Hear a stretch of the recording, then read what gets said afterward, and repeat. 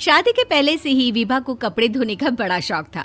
कभी नल के नीचे तो कभी तालाब के पास। अरे मेरी नीली वाली लुंगी नहीं दिख रही है। विभा की अम्मा, कहाँ रखी है लुंगी? अरे वो तो विभा ने परसों ही धोकर रखी थी आपकी अलमारी में, देखो वहीं होगी। वो ना मैंने आज धो दी, मुझे लगा कि गंदी हो गई होगी। अरे कैसे गंदी हो गई थी? उसे तो मैंने पहना भी नहीं। हे भगवान, इस लड़की के कपड़े धोने की आदत से परेशान हो गया हूँ मैं। जितना तो घर में राशन नहीं आता, उससे कहीं ज्यादा डिटर्जेंट पाउडर का खर्चा है। इसकी शादी करवा दो, शादी जाए अपने घर में ही करे काम, फिर चाहे घर के कपड़े धोने हो या पूरे गांव के। हाँ ठीक बोल रही हूँ, देखता हूँ मैं कोई लड़का। वो दिन भी आज सास कहती है, बेटी अगर कुछ पूछना है तो पूछ लो।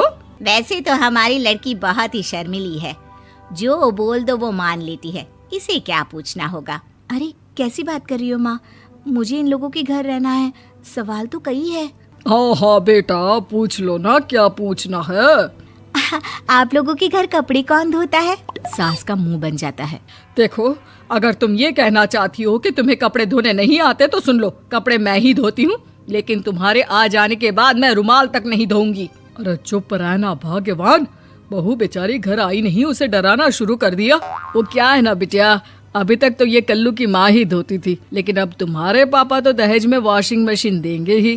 तभी विभा की माँ बोल पड़ती है, सवाल भी पूछा तो क्या। वैसे भाई साहब, मशीन की तो फिर भी कपड़े धोने की कैपेसिटी होती है। मतलब जो बिटिया दे रहे हैं ना विभा, इसे कपड़े धोने का बहुत शौक है। ये आप लोगों के क्या, आस पड़ोस गांव मोहल्ले सबके कपड़े धो दे और उफ तक ना करे। बाहर देखा नहीं आपने कितने कपड़े सूख रहे हैं, सब हमारी बिटिया ने ही तो धोए हैं। बस भी करो ना माँ, शर्म आ रही इतनी तारीफ सुनकर। और तो और एक दाग निकाल कर दिखाओ तो मान जाऊं। हाँ अच्छा, माफ करना बेटा, मैंने गलत समझा।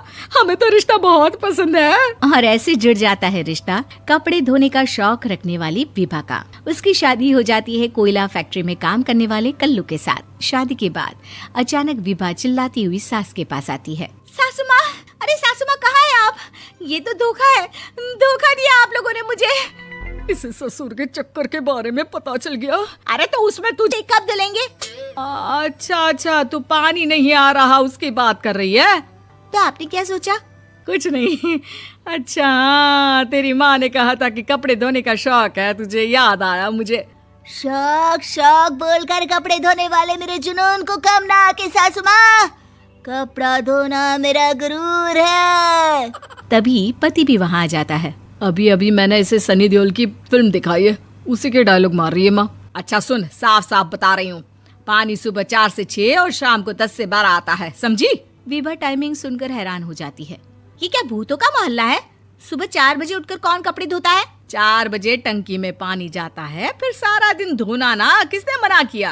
अरे कैसी बात कर रही हैं? 200 लीटर की टंकी में कितने कपड़े धो लूंगी मैं, सुबह ही उठ जाऊंगी मैं। अब क्या था, विभा सुबह 4 से लेकर रात के 12 बजे तक कपड़े ही धोती रहती।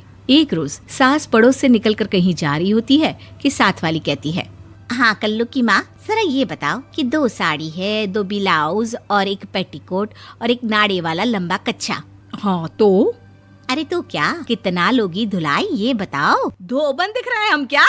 हमारे पति सरकारी नौकरी से अभी रिटायर हुए हैं और बेटा सुपर। अरे कल्लू की अम्मा माफ कर दो, वो तो मोहल्ले में यही सब बता रहे थे कि तुमने बहू को कपड़ा धुलवाने के काम में लगा दिया है। सास को पड़ोसन की बात सुनकर गुस्सा आ जाता है। वो घर पहुंचती है जहां घर के बाहर ही इतने सारे कपड़े सूख रहे होते हैं जितने कि किसी धोबन के घर पर। अरे ओ कल्लू की दुल्हन, बाहर निकल। माँ जी यहीं आ जाओ, बाथरूम में चादर धो रहे हैं हम। अरे अभी हम धोते हैं, तुमको बाहर निकलो। ये आस पड़ोस वाले बोल रहे हैं कि हम बहू से कपड़े धुलवा कर उसे कपड़ा धोने वाली बना दिए हैं। अरे छोड़ो ना माँ जी, किन लोगों की बातों में आती हो? आस पास के लोगों का तो काम ही होता है कि वो किसी तरह सास बहू को लड़ा दे। बहू सारे घर के कपड़े धोती है, ये क्या कम है? बोलिए। सास को भी लग जाता है कि वो बहू का ये सनकीपन नहीं छुड़वा सकती, इससे अच्छा है कि खुद ही चुप हो जाए। एक रोज सास और बहू मंदिर जाते हैं, जहाँ सास की साड़ी वहाँ खड़ी भीख मांगने वाली से मिलती है। माँ जी क्या बात है, आपकी साड़ी उस भिखारन से कितनी मिल रही है ना? हाँ देखो तो दोनों की साड़ी मिल रही है। क्या बात है कल्लू की अम्मा, तुम खुद को तो अफसर की बीवी बताती हो और ऐसी सिंपल सी प्लेन साड़ी पहनकर घूमती हो। सिंपल और प्लेन नहीं है ये साड़ी। तो क्या सोने के धागे से फूल बने हैं? कुछ भी सासू माँ, कुछ भी। हाँ, बने थे इस साड़ी में सोने के धागे से फूल। मेरे पति लेकर आए थे मद्रास से स्पेशली मेरे लिए खारन के लिए भी सेम टू सेम साड़ी लेकर आए होंगे 10,000 की। सास उस वक्त तो कुछ नहीं कहती, लेकिन बहू के साथ घर आती है और अलमारी से एल्बम निकाल कर लाती है। ये साड़ी देख रही है, ये वही साड़ी है जिसे मैंने अभी पहना था। इस साड़ी में ये जो चमकदार फूल दिख रहे हैं ना, ये सोने के धागों से काढ़े गए हैं। लेकिन तू लोकल वॉशिंग मशीन ब्रश से घिस घिस कर सारे फूलों को निकाल कर साड़ी प्लेन कर दी। मुझे माफ कर दीजिए सासू माँ। और तो और, जब मैंने तुझे तेरी गलती के लिए कुछ नहीं कहा, लेकिन तूने तो सबके सामने मेरा मजाक ही बना दिया। क्यों? बहू को समझ में आ जाता है कि अब से उसका कपड़े धोना बंद।